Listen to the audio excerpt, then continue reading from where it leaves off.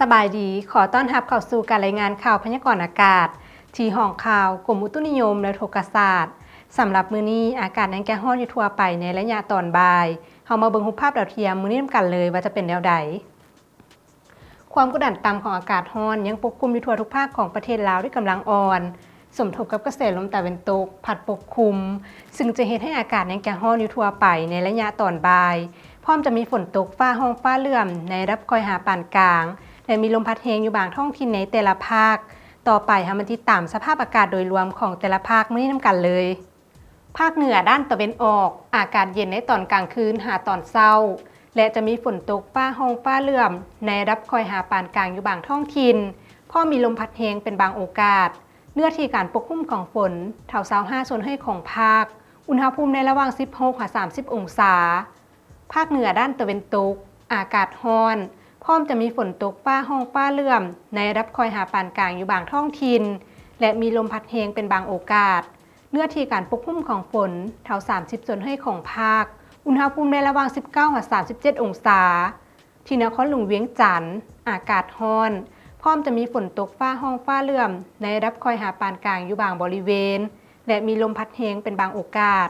เนื้อที่การปกคลุมของฝนเท่า30ส่วนให้ของภาคอุณหภูมิในระหว่าง25-37องศาภาคกลางอากาศร้อนหาร้อนเอาพร้อมจะมีฝนตกฟ้าร้องฟ้าเหลื่อมในระดับค่อยหาปานกลางอยู่บางท้องถิ่นและมีลมพัดแรงเป็นบางโอกาสเนื้อที่การปกคลุมของฝนเท่า35ส่วนให้ของภาคอุณหภูมิในระหว่าง24-38องศาสำหรับแขวงไชสมบูรณ์อากาศเย็นในตอนกลางคืนหาตอนเช้าพร้อมจะมีฝนตกฟ้าร้องฟ้าเหลื่อมในระดับคอยและมีลมพัดแรงเป็นบางโอกาสเนื้อที่การปกคลุมของฝนเท่า25ส่วนให้ของภาคอุณหภูมิในระหว่าง18-32องศาภาคใต้อากาศร้อนเอาพร้อมจะมีหมอกแห้งปกคลุมอยู่ทั่วไปและจะมีฝนตกฟ้าร้องฟ้าเหลื่อมในระดับค่อยหาปานกลางอยู่บางท้องถิ่นพอมีลมพัดแรงเป็นบางโอกาสเนื้อที่การปกคลุมของฝนเท่า40ส่วนให้ของภาคอุณหภูมิในระหว่าง24-38องศา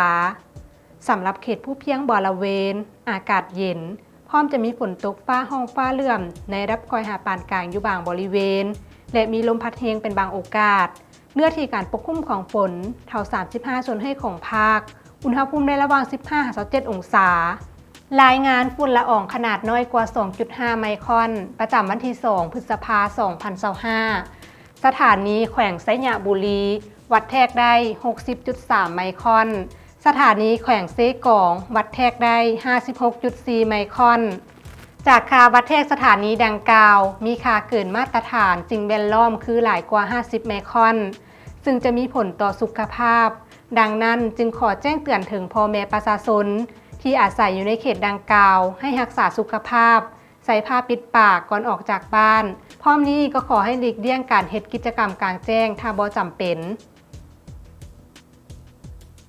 ท่านผู้ชมที่เข้ารบมาฮอนี่การรายงานข่าวพยากรณ์อากาศก็ได้หมดเวลาลงแล้วท่านสามารถติดตามชมโดยผ่าน Facebook หรือ YouTube ที่ขึ้นตามหน้าจอนี้